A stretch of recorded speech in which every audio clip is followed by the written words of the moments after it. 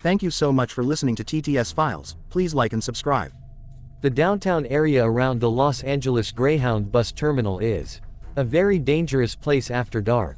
Colorful legions of thieves, muggers, fences, crackheads, junkies, alcoholics, and $10 whores prowl like hungry sharks around a bleeding man. Known as Skid Row, people here often sleep in the filthy, vermin-infested streets where they dropped the night before. If the great, grand city of angels had an asshole, the downtown area around the terminal would undoubtedly be it.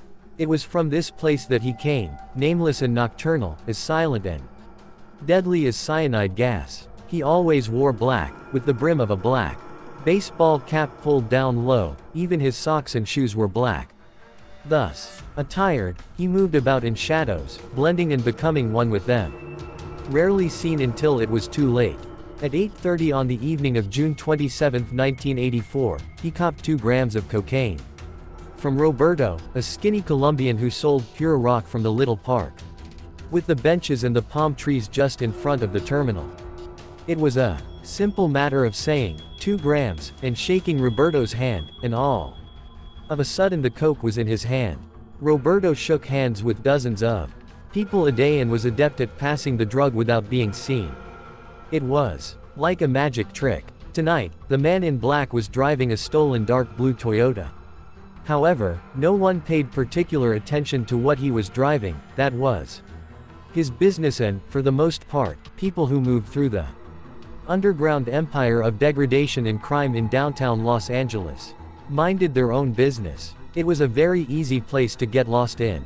There were transient hotels all over that rented rooms for $8 to $12 a night, no questions asked, no ID necessary. The Huntington, Cecil, Rosslyn, Ford, and Frontier were some of the places he'd go and binge on cocaine for several days straight, not eating or sleeping, answerable only to his addiction and the hot winds of his psychosis. But tonight all his money had gone for the cocaine and he'd have to make do out in the open. He got into the car, drove a few blocks, and parked. He knew the mean, stinking, urine-stained streets and alleys as intimately as the palms of his large-knuckled hands. He had prearranged places where he'd go to get off without being disturbed. He got out of the car and walked to the back of an abandoned building just off Pico, anxious and in a hurry to get the drug into his system. He removed 2 of the 4 glistening rocks from a neatly folded piece of aluminum foil and put them into a cut-down Pepsi can he carried in a little paper bag. He then spilled a tablespoon of bottled water into the can, and quickly the coke melted and became one with the liquid. Moving his long, powerful fingers deftly, he took a syringe out of the bag and drew the cocaine-laden water into it. He then tied a piece of cord around the sinewy bicep of his left arm and waited for the basilic vein to swell. It was a clear, hot summer night. He used light from a street lamp to see rats scurried about, not happy about his presence. When the vein stood out like a thick purple worm, he untied the cord and slowly slid in the needle, injecting the drug. The cocaine raced to his brain and limbs like a speeding train on its way to no good. He put the works and rocks back in the bag, stashed it, and hurried to the car, the drug heightening his senses, dilating his pupils. Sweating, he began to cruise downtown, driving up and down its foul, sweltering streets, thinking about a hooker, a specific kind of sex. But he had to have money for that. By trade he was a burglar, and he was good at his chosen profession. He knew how to get into any kind of home, even one with an alarm system. Though he avoided alarms and dogs when possible, he drove in widening circles around the terminal. While he cruised, he listened to heavy metal music, Judas Priest, AC/DC, Black Sabbath, Billy Idol. He found the frantic beats and often violent lyrics stimulating. To him there were hidden, important messages in the music he related to and made his own. He thought that Idol's Eyes Without a Face, about a murderer on a bus, very much reflected what he was about, for he often fantasized about killing people he saw on the bus as he was returning downtown after dropping off a hot car. He returned to the alley a 3rd time, shot up the rest of the cocaine, and resumed his cruising. He saw a few street hustlers who made him slow down and wave, but none who made him want to stop. Money. To get what he wanted he had to have money.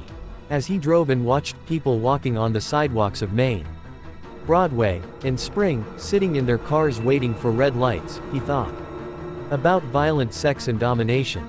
The right time and place were essential for successful murder. He'd later reveal, to be a good killer you have to plan things out carefully.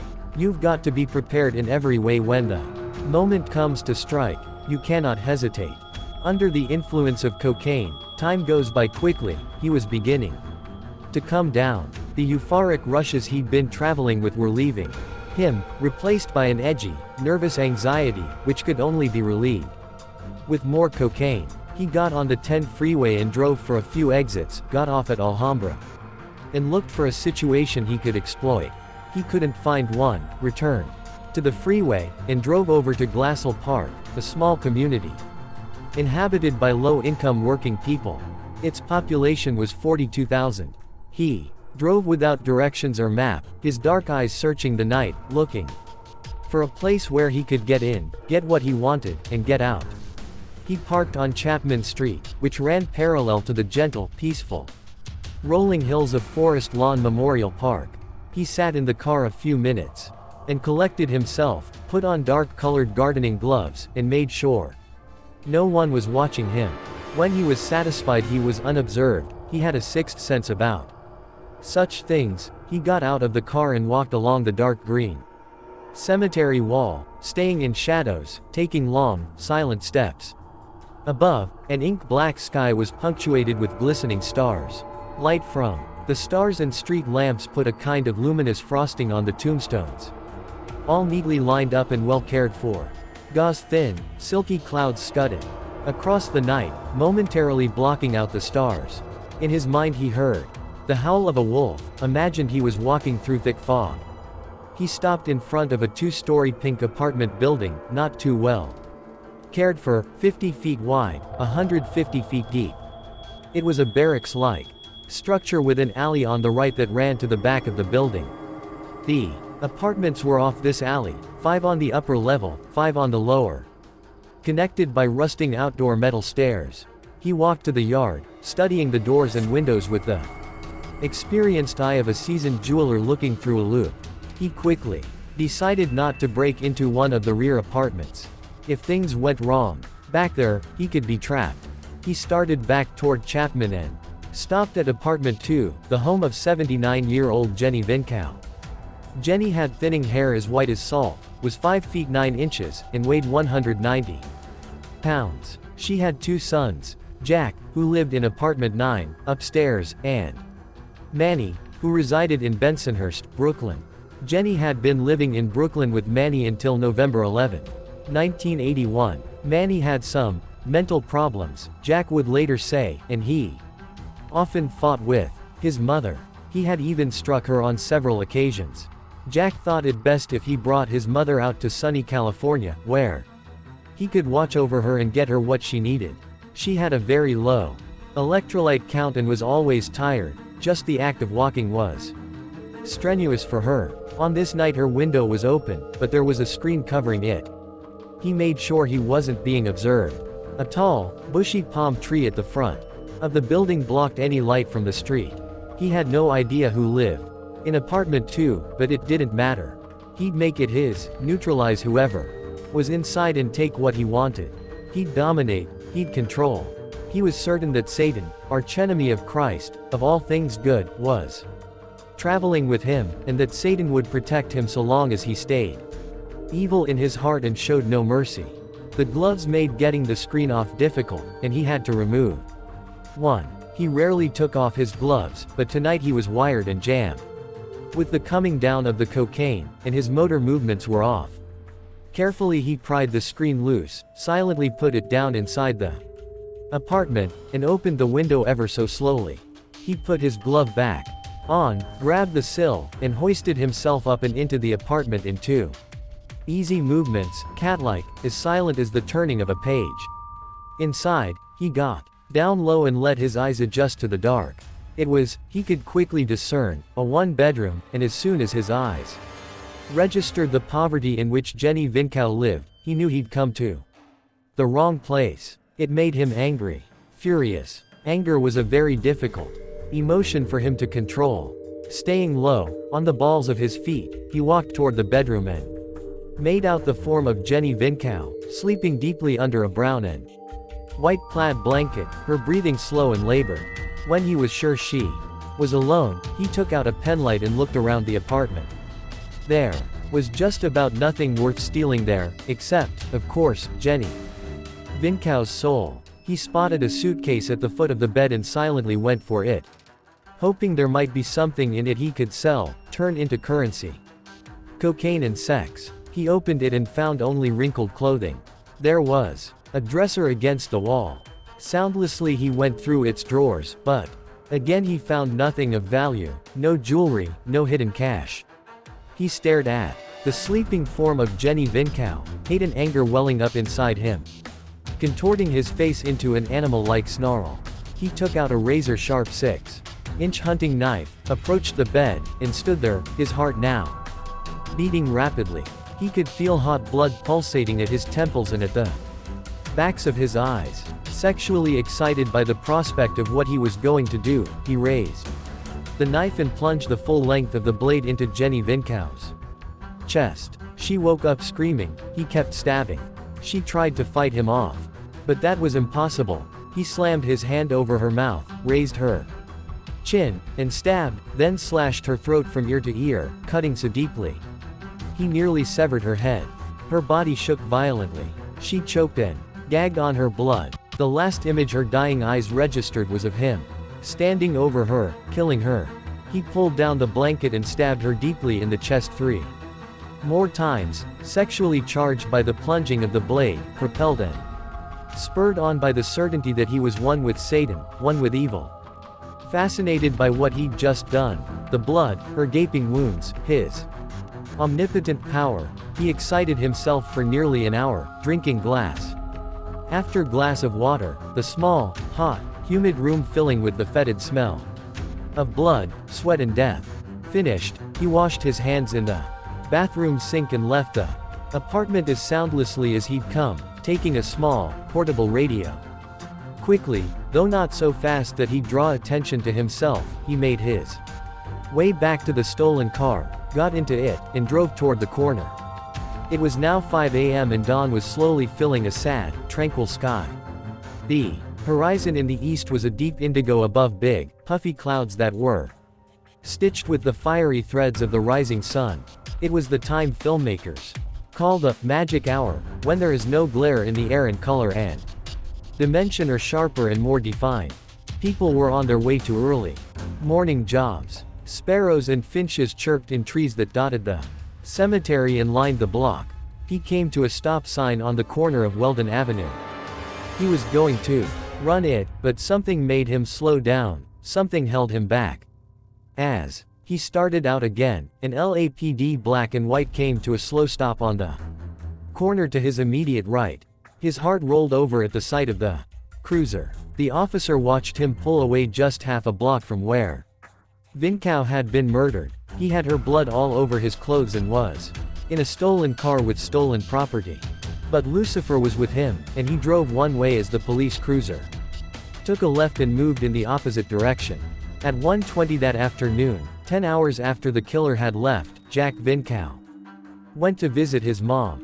It was his custom to look in on her about that time every day. She liked chicken McNuggets, and he'd gone and bought her some. He wanted to surprise her with them.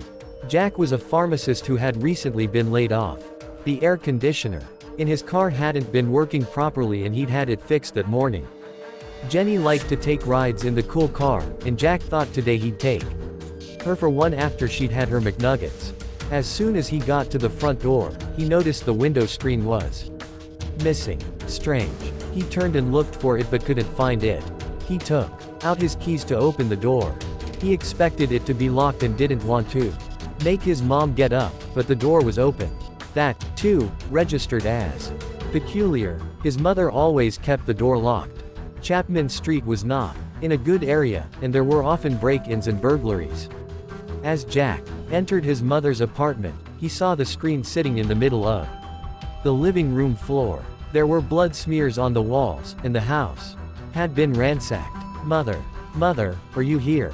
Mother," he called into the ominous silence. There was no response. With trepidation he walked toward Jenny's bedroom, a feeling of dread welling up in him. The light in the bedroom was not good. Jenny was covered by a blanket. He grabbed it, lifted it, and saw the terrible destruction, the gaping, obscene wounds, the nearly detached head. He turned and ran from the apartment, yelling, "My mother's been murdered. Call the police." He went straight to the managers of the building, a married couple named Lowy and Renee Trink, and banged on their door, calling out, "My mother's been murdered. Oh, God. Please call the police." Renee hurried to the phone and dialed 911. Jack thought he'd better call 2. He ran up to his apartment, dialed 911, and repeated, "Someone's murdered my mother, please come quick." He gave them the address and was told a car had already been dispatched. He returned to the front of the building to wait for the authorities. It was now 1:40 p.m., hot and sticky. Up and down the block word spread quickly that there had been a murder, and a crowd was gathering. Jack walked back and forth, tears streaming down his face, sobbing, broken-hearted. He returned to his mother's apartment, opened the drapes, looked about for a few seconds, then went back outside. The first police officer to get there was Lieutenant Buster Altizer. He'd been the watch commander at the LAPD Northeast Station on North San Fernando Road when the call, a 187, a murder, had come in over the radio. The station was 4 blocks from Chapman, in LT. Altizer was there in minutes. He parked out front and reluctantly got out of his air-conditioned car. It was a suffocating 96 degrees. Jack Vinkow approached. "Police?" he asked. "That's right. I called. My mother's been murdered." "Was it you who found the body, sir?" "Yes, in her apartment, in the house. I'll show you." Lieutenant Altizer followed Jack, dazed, round-shouldered, still crying, to the doorway of apartment 2. Jack did not want to go back in. He couldn't take seeing his mother like that again, he said. "She's in the bedroom," he told Altizer, and pointed. As soon as Altizer entered the apartment he could smell the murder. Human death has a very distinct odor, one never forgotten once experienced. Slowly he made his way to the bedroom and saw the ransacking, the blood on the walls. He approached the bed, took in the destruction, the glassy stare in her eyes, and knew immediately this was a murder, a particularly sadistic, very brutal one. His job now was to contact LAPD homicide and to seal the apartment. He went back outside and called for backup and homicide people. He then used yellow crime scene tape he'd gotten out of the trunk of his car and cordoned off the alley and apartment. He asked Jack a few questions that Jack answered as best he could, but he was distraught. And talking coherently was difficult. Seasoned homicide detectives Jesse Castillo and his partner, Mike Wynn, were the next to arrive. Altizer took them into the apartment. They saw the screen on the floor, the ransacking, and knew what it meant. They noted blood in the bathroom sink and surmised the killer had washed blood from his hands. As they entered the bedroom, they took note of a dresser in the room with its drawers open and things strewn all over. They moved closer and studied Jenny Vinkow's wounds. Homicide detectives all over the world are a hard lot. Not much phases them. But even for a homicide man, it is very unpleasant to see the murder of an elderly person. Hard-jawed, cold-eyed, Castillo called for fingerprint people, photographers, criminalists, and someone from the coroner's office. Before the body could be disturbed in any way, it was legally mandated that a representative of the Los Angeles coroner's office be present. When John Herrera from the ME's office arrived, the blanket covering Jenny's body was removed and bagged as evidence. Now, for the first time, they all saw that Jenny had been stabbed repeatedly. There were wounds on her hands, indicating that she had tried to defend herself, to ward off the stabbing thrusts.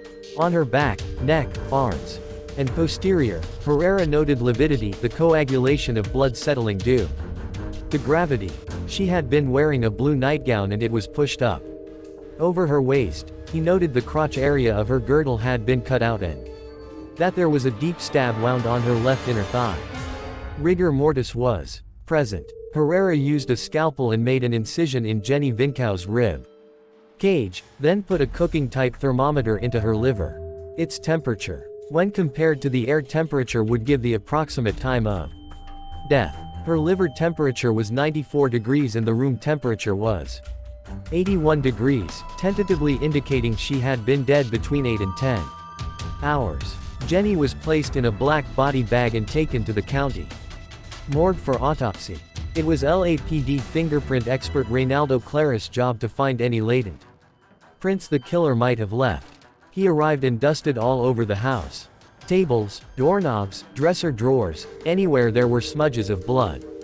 But he didn't find a single print. Clara and Castillo decided to ninhydrant the bathroom. Its surfaces were far too smooth for the powders to be effective in raising prints. N-inhydrate is a chemical that is sprayed on floors and walls. Its fumes attach to any prints, which can then be removed with lifting tape. But the chemical is very strong and toxic, and the process would not be done, it was further decided, until 9:30 a.m. the following morning. Last, Clara focused his attention on the window, the probable source of entry. Wearing gloves, he took the screen into the bright California sunlight so he could see better. He dusted the screen with white fingerprint powder, finding 4 prints, 3 of them partially discernible, 1 smudged. Bingo! He called out, and the other detectives and tech people came over. He showed them what he'd found. Perhaps the clue that would solve the case. Clara lifted the prints with a special tape and glued the tape to a lifting card. He proceeded to dust the window itself and found 2 more prints, 1 usable, the other 2 smudged to be helpful, but he had found 4 reasonably good prints that could be used to identify the killer. It would take years for fingerprint experts to manually compare these partials with the millions of prints on file with LAPD.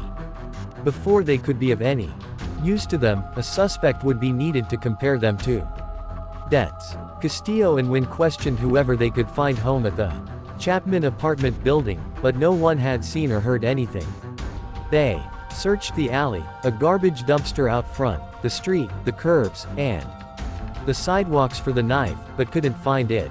Detectives even climbed the cemetery wall and looked for it there, thinking the killer might have thrown it over the wall as he departed. They found nothing but some coins, dead flowers, used condoms, and empty beer bottles. The following morning, LAPD fingerprint experts returned and sprayed the bathroom with ninhydrant. No additional prints were discovered. At 11 a.m. an autopsy was done on Jenny Vinkau by Dr.